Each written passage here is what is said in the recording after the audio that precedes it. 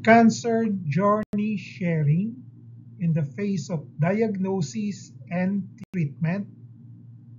Breast cancer less than 1 year, to be presented by Dr. Consuelo Pumanes. Good day to everyone. I'm Dr. Connie Pomanes, a doctor from the Philippine General Hospital. I recently underwent a partial mastectomy for what was an abnormal growth on my left breast. The biopsy turned out to be papillary CA.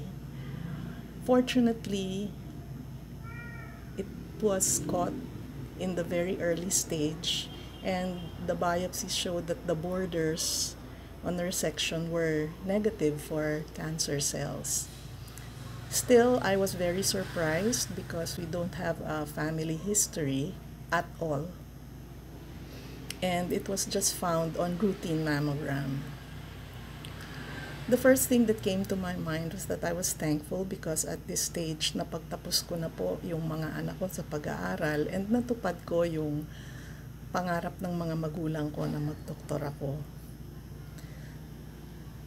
I am sad but not depressed, and I remain hopeful that things are going to be okay because I have strongly believed in the love of God.